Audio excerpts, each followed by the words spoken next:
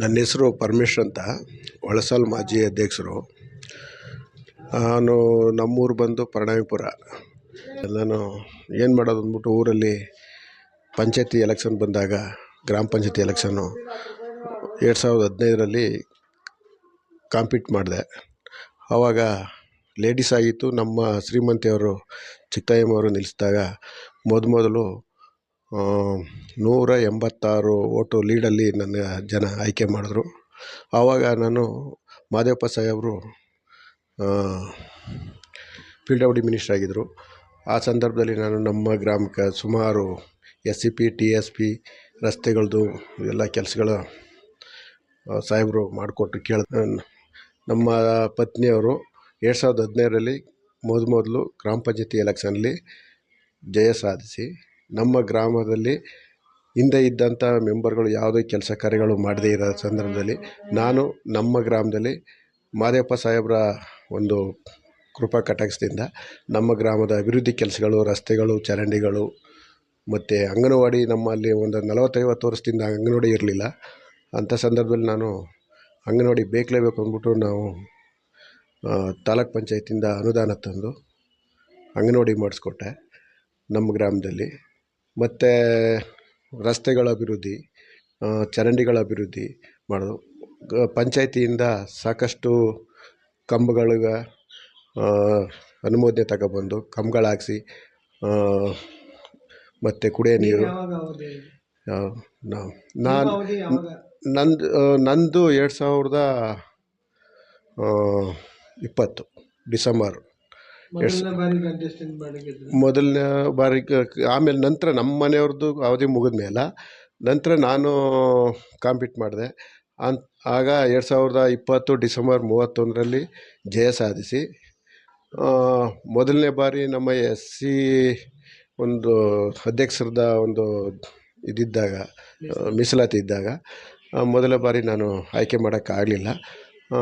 ನಾವು ಅನುಪಾತದಲ್ಲಿ ಬೇರೆಯವ್ರಿಗೆ ಅವಕಾಶ ಕೊಟ್ಟು ಮತ್ತು 15 ತಿಂಗಳ ಅವಕಾಶದಲ್ಲಿ ಅವರು ರಾಜೀನಾಮೆ ಕೊಡಿಸಿ ನನ್ನ ಅವಿರೋಧಿಯಾಗಿ ಆಯ್ಕೆ ಮಾಡಿದ್ರು ನಮ್ಮ ಪಂಚಾಯತಿ ಸದಸ್ಯರುಗಳು. ನಾನು 15 ತಿಂಗಳು ಅಧ್ಯಕ್ಷರಾಗಿ ಕೆಲಸ ಮಾಡಿ ನಮ್ಮ ಪಂಚಾಯತಿಲಿ ಸಾಕಷ್ಟು ಅಭಿವೃದ್ಧಿ ಕೆಲಸಗಳ ಮಾಡಿದ್ದೀನಿ. ಅನುದಾನಗಳು ಕೂಡ ಸಮರ್ಪಕವಾಗಿ ಬಳಸ್ಕೊಂಡು ಕೆಲಸ ಕಾರ್ಯಗಳನ್ನ ಮಾಡಿ ಮುಗಿಸ್ಕೊಟ್ಟಿದ್ದೀನಿ.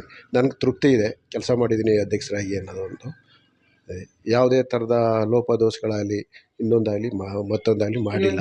ನಿಮ್ಮ ಅವಧಿಯಲ್ಲಿ ಈಗ PDO ಆಗಲಿ ಮತ್ತು ನಿಮ್ಮ ಸದಸ್ಯರುಗಳಾಗಲಿ ನಿಮ್ಮ ಅಭಿವೃದ್ಧಿ ಕಾರ್ಯಗಳಿಗೆ ಹೇಗೆ ಸ್ಪಂದನೆ ಮಾಡಿದ್ರು? ನನಗೆ ಸದಸ್ಯರುಗಳಾಗಲಿ PDO ಅವರಲ್ಲಿ ಭಾಳ ತುಂಬ ಸ್ಪಂದನೆ ಮಾಡಿದ್ರು. ಸ್ಪಂದಿಸಿ ನನಗೆ ಕೆಲಸ ಮಾಡೋಕ್ಕೆ ಅನುವು ಮಾಡಿಕೊಟ್ರು. ಯಾವುದೇ ಥರದ ತಕರಾರು. ಯಾಕೆಂದರೆ ನನ್ನ ಅವಿರೋಧಿಯಾಗಿ ಆಯ್ಕೆ ಆಗಿರೋದು. ನಾನು ಎಲ್ಲ ಮೆಂಬರ್ಗಳು ವಿಶ್ವಾಸ ತಕ್ಕಂತ ಕೆಲಸ ಮಾಡಿದೆ. ನಂದು ಒಂದು ಆಸೆ ಇತ್ತು, ಹೊಳಸಾಲ್ ಪಂಚಾಯತಿಲಿ ಸ್ವಂತ ಬಿಲ್ಡಿಂಗ್ ಕಟ್ಟಬೇಕು ಅನ್ನೋದು ಒಂದು ಆಸೆ ಇತ್ತು. ಅದಕ್ಕೆ ಭಾಳ ಪ್ರಯತ್ನ ಪಟ್ವಿ. ಬಟ್ ಜಾಗದ ಕೊರತೆಯಿಂದ ನಾವು ಪಂಚಾಯತಿನ ಮಾಡೋಕ್ಕಾಗಲಿಲ್ಲ.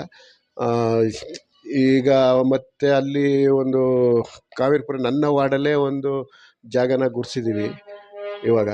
ಅದು ನೆಕ್ಸ್ಟು ಬಾಡಿಲಿ ಮಾಡ್ತಾರೆ ಅನ್ನೋ ಒಂದು ಭರವಸೆ ಇದೆ, ಮಾಡ್ತಾರೆ.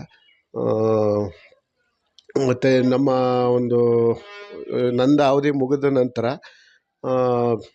ST ಮೀಸಲಾತಿ ಬಂದಾಗ ನಮ್ಮ ಸ್ನೇಹಿತರನ್ನೇ ನಾವು ಆಯ್ಕೆ ಮಾಡಿ ಅಧ್ಯಕ್ಷರು ಮಾಡಿದ್ವಿ. ಅಲ್ಲಿಂದ ಸ್ವಲ್ಪ ಕುಂಠಿತ ಆಯಿತು ಅಭಿವೃದ್ಧಿ ಕೆಲಸಗಳು. ಯಾಕಂದರೆ ನಮ್ಗೆ ಅಲ್ಲಿ ಸದಸ್ಯರುಗಳೇ ಸ್ವಲ್ಪ ಒಡಕಾಗಿ ಕೆಲಸ ಕಾರ್ಯಗಳು ಮಾಡೋಕ್ಕಾಗಲಿಲ್ಲ. ಇಲ್ಲ ಅಂದ್ರೆ ಪಂಚಾಯತಿ ಕೆಲಸಗಳು ಕೂಡ ಆಗೋದು, ನಮ್ಮ ವಾರ್ಡ್ದ ಸೈಟು ಕೂಡ ಹಂಚ್ಬೋದಾಯಿತು. ನಾವು ಸುನಿಲ್ ಬೋಸ್ ಅವರ, ನಮ್ಮ MP ಸಾಹೇಬ್ರ ಅನುಗ್ರಹದಿಂದ ಸಾಕಷ್ಟು ಇದನ್ನು ಅದು ಸರ್ವೇರ ಕರೆಸಿ ಅಳತೆ ಮಾಡಿಸಿ ನಮ್ಮ ವಾರ್ಡಲ್ಲಿ ಕಾವೇರಿಪುರ ಸೈಟು ಎಲ್ಲ ಇದು ಹಂಚಿಕೆ ಮಾಡಿ ಕಲ್ಲಿನಿಟ್ಟು ಎಲ್ಲ ಮಾಡಿದ್ದೀವಿ. ಇನ್ನೇನಾದರೂ ಅವ್ರಿಗೆ ಹಕ್ಕುಪತ್ರ ವಿತರಣೆ ಮಾಡೋದು ಒಂದೇ ಬಾಕಿ ಇರೋದು. ಅಷ್ಟರಲ್ಲಿ ನಮ್ಮದು ಅವಧಿ ಮುಗೀತು. ಈಗ ನೆಕ್ಸ್ಟು ಬಾಡಿ ಬಂದಾಗ ಅದನ್ನೊಂದು ಮಾಡಲಿ ಅಂತ ಕೇಳ್ಕೊಳ್ತೀನಿ ಅವ್ರನ್ನ. ಈಗ ನಿಮ್ಮ ಪರಣಾಮಿಪುರದಲ್ಲಿ SC STಗಳಿಗೆ ಹಕ್ಕುಪತ್ರ ವಿತರಣೆ ಆಗಿದೆ, ಎಷ್ಟು ಜನರಾಗಿದೆ? ಪರಣಾಮಿಪುರದಲ್ಲಿ ನಮ್ಮಲ್ಲಿ ಏನಾಗಿದೆ, 2000 ಇಸ್ವಿಲಿ ಮಾನ್ಯ ಮಾಜಿ ಶಾಸಕರಾದ ಚಿಕ್ಕಪ್ಪನಾಯ್ಕರ ಪೀರಿಯಡಲ್ಲೇ ಆಗಿತ್ತು. ಆವಾಗ ನಮ್ಮ ಬ್ರದರೇ ಶಿವಮೂರ್ತಿ ಅವರು ಮೆಂಬರ್ ಆಗಿದ್ದಾಗ ಅವರು 2007ರಲ್ಲಿ ಸೈಟ್ಗಳನ್ನ ಹಂಚಿಸಿದ್ರು. ಹಂಚಿಕೆ ಮಾಡಿದಾಗ ಅಲ್ಲಿ ನಮ್ಮಲ್ಲಿ ಕಡಿಮೆ ಸೈಟ್ಗಳಿರೋದ್ರಿಂದ ಗಂಡು ಮಕ್ಕಳು 2-3 ಜನ ಇರೋರ್ಗೆ ಸೈಟ್ ಹಂಚವ್ರೆ. ಒಬ್ಬ ಮಗ ಇರೋರ್ಗೆ ಸೈಟ್ ಕೊಟ್ಟಿಲ್ಲ. ಅದರಲ್ಲಿ ಕೆಲವ್ರಿಗೆ ಪಾಪ ಅನ್ಯಾಯ ಆಗಿದೆ, ಇಲ್ಲ ಅಂತ ಹೇಳೋಕ್ಕಾಗಲ್ಲ.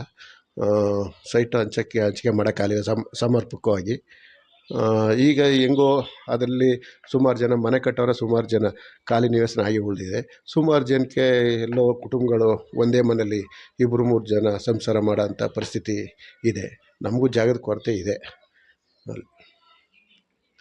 ನಮ್ಮ ಗ್ರಾಮದಲ್ಲಿ ಸುನಿಲ್ ಬೋಸ್ ಸಾಹೇಬರು ಯಾವುದೇ ಕೆಲಸ ಕಾರ್ಯಗಳು ಕೇಳಿದ್ರು ಕೂಡ ಇಲ್ಲ ಅಂತ ಹೇಳಿಲ್ಲ. ಇಲ್ಲಿವರೆಗೂ ನಾವು ಮೊದಲು ಗೆದ್ದಾಗ ನಮ್ಮಲ್ಲಿ ಸಾಕಷ್ಟು ಮಣ್ಣು ರೋಡ್ಗಳಿದ್ವಿ.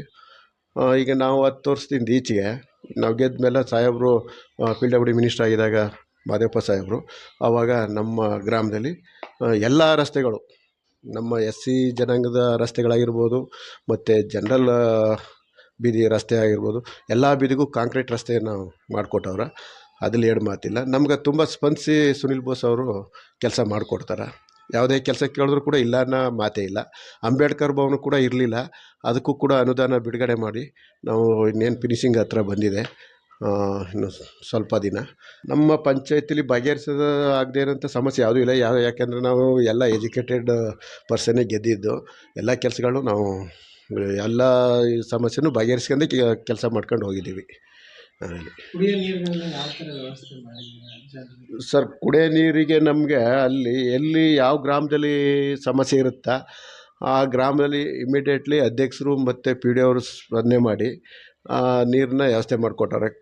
ಅಲ್ಲಿ ಯಾವುದೇ ಗ್ರಾಮದಲ್ಲಿ, ನಮ್ಮ ಒಳಸಾಲ್ ಪಂಚಾಯತಿಲಿ ಯಾವ ಗ್ರಾಮದಲ್ಲೂ ಕೂಡ ಕುಡಿಯೋ ನೀರಿಗೆ ಸಮಸ್ಯೆನೇ ಇಲ್ಲ ಸರ್ ಇಲ್ಲಿವರೆಗೂ. ಮತ್ತೆ ಈಗ ಬರಡಾಪುರ ಗ್ರಾಮಕ್ಕೆ ನಿಮ್ಮ ಕೊಡುಗೆ? ಸರ್, ನಮ್ಮ ಗ್ರಾಮಕ್ಕೆ ನಾನು 10 ವರ್ಷ ಆಯಿತು ಪಂಚಾಯತಿ ಸದಸ್ಯನಾಗಿ ಮತ್ತು ಅಧ್ಯಕ್ಷನಾಗಿ ಕೆಲಸ ಮಾಡಿದ್ದೀನಿ. ನಾನು ಗೆದ್ದ ಮೇಲೆ ನಮ್ಮ ಗ್ರಾಮದಲ್ಲಿ ನಾನು ಕಾಂಗ್ರೆಸ್ ಪಕ್ಷದ ಕಾರ್ಯಕರ್ತ ಆಗಿರೋದ್ರಿಂದ ನಮ್ಮ ಸಾಹೇಬ್ರ ಅನುಗ್ರಹದಿಂದ, ಅವರ ಒಂದು ಸಹಕಾರದಿಂದ ನಾನು ನಮ್ಮ ಗ್ರಾಮದಲ್ಲಿ ಸಾಕಷ್ಟು ಕೆಲಸಗಳನ್ನ ನಾನು ಮಾಡಿಸಿದ್ದೀನಿ. ಆ ತೃಪ್ತಿ ನನಗಿದೆ ಸರ್. ನಮ್ಮ ಗ್ರಾಮಕ್ಕೆ ಬೇರೆ ಕೆಲಸಗಳು ಯಾವುೂ ಇಲ್ಲ. ನಮಗೇನಂದರೆ ಒಂದು ಬೇಕಾಗಿರೋದು, ನನ್ನ ಮನಸ್ಸಲ್ಲಿ ಕೊರಿತಾ ಇರೋದು ಅಂದರೆ ಒಂದು, ಮೊದಲನೇದಾಗಿ ನಮ್ಮ ಗ್ರಾಮಕ್ಕೆ ಒಂದು ಎಲೆಕ್ಷನ್ ಬೂತ್ ಬರಬೇಕು. ಎರಡನೇದು, ನಾವು ನಮ್ಮ ಗ್ರಾಮದಲ್ಲಿ ಪಾಪ ಮೂರ್ಖರು, ಲೇಡೀಸ್ಗಳು ಎಲ್ಲರೂ ಕೂಡ ಪಕ್ಕದ ಗ್ರಾಮಕ್ಕೆ ಹೋಗಿ ನಾವು ಸೊಸೈಟಿಗೆ ಹೋಗಿ ರೇಷನ್ ತರೋಂಥ ಪರಿಸ್ಥಿತಿ ಆಗಿದೆ.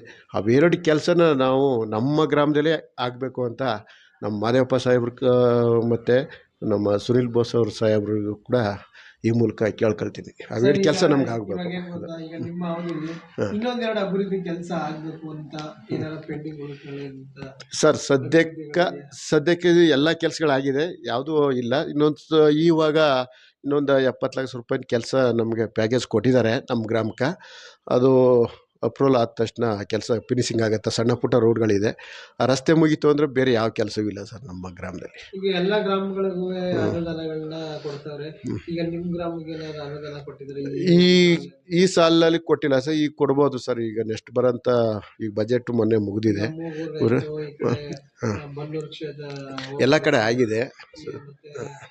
ನರಸೀಪುರ ಹೋಬಳಿ, ಕಸಬಾ ಹೋಬಳಿ, ಹೌದೌದು, ಎಲ್ಲ ಹೋಬಳಿಗೂ ಆಗಿದೆ. ನಮ್ಮ ಇಲ್ಲಿ ತಲಕಾಡು ಹೋಬಳಿಗೆ ಇನ್ನೂ ಬಂದಿಲ್ಲ. ಈಗ ಬಂದರೆ ನಮ್ಮ ಗ್ರಾಮನೂ ಕೂಡ ಸೇರ್ಪಡೆ ಆಗುತ್ತೆ. ನಮ್ಮ ರಸ್ತೆಗಳು ಇನ್ನೊಂದು ಸ್ವಲ್ಪ ಬಾಕಿ ಇದೆ ಸರ್. ಇನ್ನೊಂದು 30-40 ಲಕ್ಷ ರೂಪಾಯಿ ಕೆಲಸ ಬಾಕಿ ಇದೆ. ಈಗ ಸಾಹೇಬ್ರು ಕೇಳ್ದತ್ತೆ, ಅವರು 70 ಲಕ್ಷನೇ ನಮ್ಮ ಪ್ಯಾಕೇಜ್ ಇಟ್ಟಿದ್ದಾರಂತೆ. ಕೆಲಸ ಫಿನಿಶಿಂಗ್ ಆಗುತ್ತೆ ಸರ್ ಈ ಸರಿ. ಇಷ್ಟೊಂದು ನಮ್ಮ ಜೊತೆ ಮಾತಾಡಿದಂಥ ಪರಮೇಶ್ವರ್, ನಮ್ಮ ಮೈಸೂರು ಚಾನಲ್ ಜೊತೆ ಅವರ ವಿವರವಾದ, ಅವ್ರು ಏನು ಆಳ್ವಿಕೆ ಮಾಡೋದು, ಅಧ್ಯಕ್ಷರಾಗಿ 15 ತಿಂಗಳು ಆಳ್ವಿಕೆ ಮಾಡಿದ್ರು ಅಂತ ಹೇಳಿದ್ದಾರೆ. ಮತ್ತೆ ಅವರ ಪತ್ನಿಯವರು ಸಹ ಒಂದು ಬಾರಿ ಅವರು ಸದಸ್ಯರಾಗಿ ಆಯ್ಕೆ ಆದರು. ಮತ್ತೆ ಇವರು ಗ್ರಾಮ ಸದಸ್ಯರಾಗಿ ಮತ್ತೆ ಅಧ್ಯಕ್ಷರಾಗಿ ತಮ್ಮ ಕಾರ್ಯವ್ಯಾಪ್ತಿಯಲ್ಲಿ ಏನೇನು ಮಾಡಿದ್ದಾರೆ ಕೆಲಸ ಕಾರ್ಯಗಳನ್ನ ನಮಗೆ ವಿವರವಾಗಿ ತಿಳಿಸ್ಕೊಟ್ಟಿದ್ದಾರೆ. ಅವರಿಗೆ ಹೃತ್ಪೂರ್ವಕವಾದ ಧನ್ಯವಾದನ ಅರ್ಪಿಸ್ತಾ ಇದ್ದೀನಿ ಇದೊಂದು ಚಾನಲಿಂದ. Thank you sir. Okay sir, thank you sir. ನಮ್ಮ ಗ್ರಾಮದಲ್ಲಿ ನಾನು ಗೆದ್ದ ಮೇಲೆ ನಮ್ಮ ಗ್ರಾಮದಲ್ಲಿ ಕೆಲವೊಂದು ದುಷ್ಟಶಕ್ತಿಗಳು ನನ್ನ ಮೇಲಿರೋ ವಿರೋಧಿಗಳು ಅವ್ರುಗಳು ಗ್ರಾಮ ದೇವತೆ ಹಬ್ಬಗಳು ಮತ್ತು ಇನ್ನಿತರ ಹಬ್ಬಗಳನ್ನು ಉದ್ದೇಶಪೂರ್ವಕವಾಗಿ ನಿಲ್ಲಿಸಿದ್ದಾರೆ. ಕಾರಣ ಇಷ್ಟೇ, ನಾನು ಗೆದ್ದಿರೋದು ಅವ್ರಿಗೆ ಸಹಿಸ್ಕೊಳಕ್ಕಾಗ್ತಾ ಇಲ್ಲ. ನಾನು ಅಧ್ಯಕ್ಷರಾಗಿರೋದು ಕೂಡ ಸಹಿಸ್ಕೊಳಕ್ಕಾಗದೆ ನಮ್ಮ ಗ್ರಾಮದಲ್ಲಿ ಒಂದು ರೀತಿ ಹೆಂಗಾಗಿದೆ ಅಂದರೆ ಮೋಡ ಕವಿದ ವಾತಾವರಣದಲ್ಲಿ ನಮ್ಮ ಗ್ರಾಮನ ಇಟ್ಬಿಟ್ಟಿದ್ದಾರೆ. ಕೆಲವರು ದಬ್ಬಾಳ್ಕ ದೌರ್ಜನ್ಯ ಮಾಡಿ ಊರಲ್ಲಿ ನಂದೇ ನಡಿಬೇಕು, ನಂದೇ ಇದು ಮಾಡಬೇಕು, ಅವ್ನು ಯಾರು ಇವನು ಯಾರು, ಗೆದ್ರೆ ಅವ್ನ ಮನೆಗೆ ಹಾಗೆ ಹೀಗೆ ಅನ್ಕೊಂಡು ನನ್ನ ಮೇಲೆ ಇಲ್ಲ ಸಲ್ಲದ ಆರೋಪ ಮಾಡಿ ನಮ್ಮ ಗ್ರಾಮನ ಅತಂತ್ರ ಸ್ಥಿತಿಗೆ ತಂದವ್ರೆ.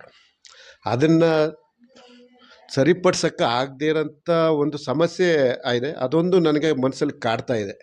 ಅದನ್ನು ಸರಿಪಡಿಸ್ಬೇಕು ಅಂದ್ರೆ ವಿರೋಧಿಗಳು ಅತಿ ಹೆಚ್ಚಾಗಿ ನಮ್ಮ ಮೇಲೆ ಆರೋಪ ಮಾಡಿದಾಗ ಅವ್ರ ಜೊತೆ ಕೂತು ಮಾತಾಡೋಕ್ಕೂ ಕೂಡ ನಮ್ಗೆ ಮನಸ್ಸು ಒಪ್ತಾಯಿಲ್ಲ. ಅಂಥ ಪರಿಸ್ಥಿತಿ ನಿರ್ಮಾಣ ಮಾಡಿಬಿಟ್ಟವ್ರೆ. ಅದನ್ನು ಬೇರೆ ಯಾರೋ ವಿದ್ಯಾವಂತರುಗಳಾಗಲಿ ಇನ್ನೊಬ್ಬರು ಯಾರೋ ಹಿರಿಕರು ನಾಗರಿಕರು ಮಾಡಿದರೆ ಅದನ್ನು ಹೇಳ್ಬೋದಾಯಿತು. ಕೆಲವರು ಅದಕ್ಕೂ ವಿದ್ಯಾವಂತರಿಗೂ ಕೂಡ ಅವರು ಲಾಯಕ್ಕಿಲ್ಲ, ಅಂಥ ಪರಿಸ್ಥಿತಿ ನಿರ್ಮಾಣ ಮಾಡೋರು ಅವರು ನಮ್ಮ ಗ್ರಾಮದಲ್ಲಿ. ಅದೊಂದು ನೋವಿನ ಸಂಗತಿ ನನಗೆ ಕಾಡ್ತಾ ಇದೆ.